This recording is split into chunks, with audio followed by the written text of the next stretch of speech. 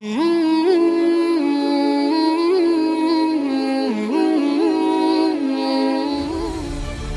demokrasi di era globalisasi sudah membudaya dan dipraktekkan dalam kehidupan masyarakat muslim, sehingga kata syuro yang merupakan acuan umat Islam dalam menjalankan kehidupan dalam masyarakat hampir dilupakan.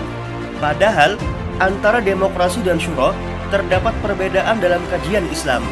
Demokrasi yang dipahami dan dikembangkan oleh dunia barat kepada dunia Islam tidak semuanya dapat diterima dan diterapkan di dunia Islam, karena banyak hal yang terkadang tidak sesuai dengan ketentuan-ketentuan yang telah digariskan dalam Al-Quran dan Sunnah.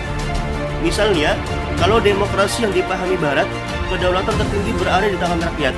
Apa yang dikatakan oleh rakyat itulah yang benar, walaupun terkadang hal tersebut tidak benar. Sedangkan dalam Islam, kedaulatan tertinggi berada di tangan Allah Subhanahu wa Ta'ala. Manusia hanya diberikan amanah untuk melaksanakannya saja. Bila ada hal-hal yang ingin dilakukan, maka harus dikembalikan kepada Al-Quran dan Sunnah untuk mengetahui ketentuan apakah boleh dilaksanakan ataupun tidak. Untuk lebih jelasnya, mari bersama-sama kita simak penjelasan demokrasi dan syuro. Istilah demokrasi pertama kali diciptakan oleh sejarawan Yunani, Herodotus, pada abad ke-5 sebelum Masehi. Demokrasi berasal dari kata demos yang artinya rakyat, dan kratos yang artinya pemerintahan. Menurut Lane dan Emerson, demokrasi berarti kekuasaan di tangan rakyat, atau pemerintahan oleh rakyat dan untuk mayoritas. Secara istilah, ada dua makna demokrasi yang dapat kita pahami.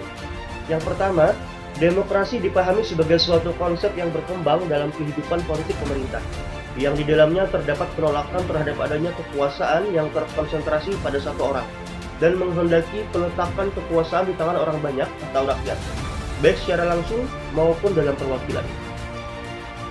Kedua, demokrasi dimaknai sebagai suatu konsep yang menghargai hak-hak dan kemampuan individu dalam kehidupan bermasyarakat. Dari definisi ini, dapat dipahami bahwa istilah demokrasi awalnya berkembang dalam dimensi politik yang tidak dapat dihindari. Sedangkan syuro, menurut bahasa dalam kamus Mu'jam Muqais al-Lughah, syuro memiliki dua pengertian, yaitu menampakkan dan memaparkan sesuatu atau mengambil sesuatu. Ahmad Sudirman mengemukakan perbedaan yang paling mendasar antara konsep syuro menurut Islam dan demokrasi menurut Barat, yaitu musyawarah menurut Islam merupakan sistem pemerintahan yang segenap rakyat turut serta memerintah dengan perantaraan ulil amri, dan segala urusan harus dikembalikan kepada dasar dan sumber hukum yang diturunkan Allah Subhanahu wa Ta'ala dan dicontohkan Rasulullah SAW. Adapun demokrasi adalah sistem pemerintahan yang segenap rakyat turut serta memerintah, baik melalui cara langsung seperti referendum maupun dengan cara tidak langsung melalui perantaraan wakilnya. Jadi konsep syuro menurut Islam adalah sistem pemerintahan di mana Allah Subhanahu wa Ta'ala yang berdaulat. Sedangkan konsep demokrasi adalah sistem pemerintahan di mana rakyat yang berdaulat. Karena itu, konsep syuro menurut Islam dan konsep demokrasi menurut Barat sangat jauh berbeda. Syuro mendasarkan semua permasalahan harus dikembalikan kepada Al-Quran dan Sunnah, sedangkan demokrasi, permasalahan dikembalikan kepada rakyat. Dalam sistem syuro, kebenaran tidak diketahui dengan mayoritas, tetapi dengan kesesuaian terhadap sumber hukum syariat. Sedangkan dalam sistem demokrasi, kebenaran adalah suara mayoritas, walaupun menentang syariat Allah yang jelas. Persamaan demokrasi dan syuro. Menurut Quraisy Shihab, secara substansi antara demokrasi dan syuro terdapat perbedaan. Tetapi ia juga menyebutkan adanya persamaan di antara keduanya. Persamaannya, persoalan-persoalan masyarakat itu dikembalikan kepada kehendak masyarakat. Kehendak masyarakat itu dapat diketahui dengan bertanya kepada orang demi orang, bisa melalui perwakilan.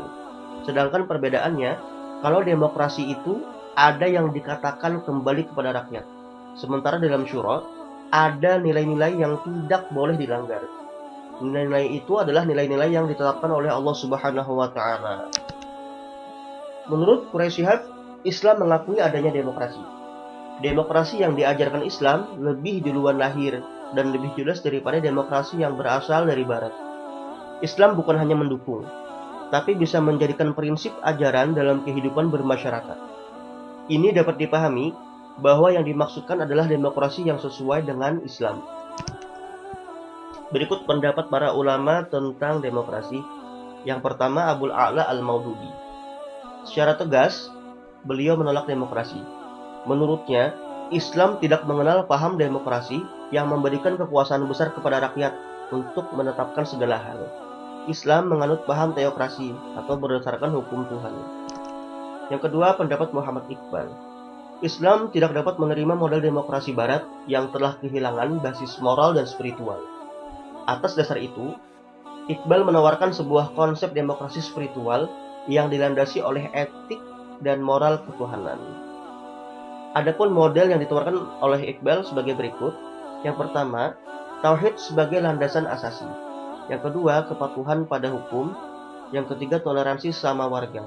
Yang keempat, tidak dibatasi wilayah, ras, dan warna kulit. Dan yang kelima, penafsiran hukum Tuhan melalui ijtihad. Yang ketiga, pendapat Muhammad Imarah. Islam tidak menerima demokrasi secara mutlak dan juga tidak menolaknya secara mutlak. Dalam demokrasi, kekuasaan legislatif membuat dan menetapkan hukum secara mutlak berada di tangan rakyat. Sementara dalam sistem syura, kekuasaan tersebut merupakan wewenang Allah Subhanahu wa taala. Nah, inilah batas yang membedakan antara sistem syariah Islam dan demokrasi barat. Adapun hal lainnya, seperti membangun hukum atas persetujuan umat, pandangan mayoritas, serta orientasi pandangan umum, dan sebagainya adalah sejalan dengan Islam. Yang keempat, pendapat Yusuf Al-Qaradawi. Substansi demokrasi sejalan dengan Islam. Hal ini bisa dilihat dari beberapa hal. Misalnya sebagaimana berikut. Yang pertama, dalam demokrasi, proses pemilihan melibatkan banyak orang untuk mengangkat seorang kandidat yang berhak memimpin dan mengurus keadaan mereka. Tentu saja, mereka tidak boleh memilih sesuatu yang tidak mereka sukai. Demikian juga dengan Islam. Islam menolak seseorang menjadi imam sholat yang tidak disukai oleh makmum di belakangnya. Yang kedua, usaha setiap rakyat untuk meluruskan penguasa yang tirani juga sejalan dengan Islam. Yang ketiga, pemilihan umum termasuk jenis pemberian saksi.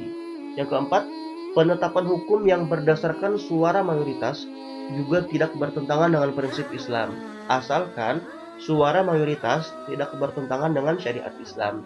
Yang kelima, kebebasan pers dan kebebasan mengeluarkan pendapat serta otoritas pengadilan merupakan sejumlah hal dalam demokrasi yang sejalan dengan Islam. Yang terakhir, pendapat Salim Ali Al-Bahasnawi. Demokrasi mengandung sisi yang baik yang tidak bertentangan dengan Islam dan memuat sisi negatif yang bertentangan dengan Islam. Sisi baik demokrasi adalah adanya kedaulatan rakyat selama tidak bertentangan dengan Islam. Sementara sisi buruknya adalah penggunaan hak legislatif secara bebas yang dapat mengarah pada sikap menghalalkan yang haram dan mengharamkan yang halal. Beliau juga menawarkan adanya islamisasi demokrasi sebagai berikut. Yang pertama, menetapkan tanggung jawab setiap individu di hadapan Allah Subhanahu wa taala. Yang kedua, wakil rakyat harus berakhlak Islam dalam musyawarah dan tugas-tugas lainnya. Yang ketiga, mayoritas bukan ukuran mutlak dalam kasus yang hukumnya tidak ditemukan dalam Al-Quran dan Sunnah. Dan yang keempat, komitmen terhadap Islam terkait dengan persyaratan jabatan, sehingga hanya yang bermoral yang duduk di parlemen. Singkatnya, dari 5 pendapat ulama tersebut, ada yang menolak secara tegas mengenai adanya demokrasi dan ada yang tidak menolak namun dengan syarat sesuai dengan syariat Islam. Nah, dari Quran Surah Ali Imran ayat 159 tentang bersikap demokratis dapat kita ambil perilaku mulia yang bisa kita terapkan dalam kehidupan sehari-hari. Yang pertama, bersikap lemah lembut jika hendak menyampaikan pendapat atau tidak berkata kasar ataupun bersikap keras kepala. Yang kedua, menghargai pendapat orang lain. Yang ketiga, berlapang dada untuk saling memaafkan. Yang keempat, memohonkan ampun untuk saudara-saudara yang bersalah. Yang kelima, menerima keputusan bersama hasil musyawarah dengan ikhlas. Yang keenam, melaksanakan keputusan musyawarah dengan tawakal. Yang ketujuh, senantiasa bermusyawarah tentang hal-hal yang menyangkut kemaslahatan bersama. Yang kedelapan, menolak segala bentuk diskriminasi atas nama apapun.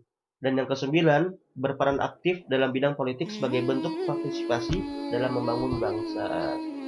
Demikian KD bersatu dalam keragaman dan demokrasi.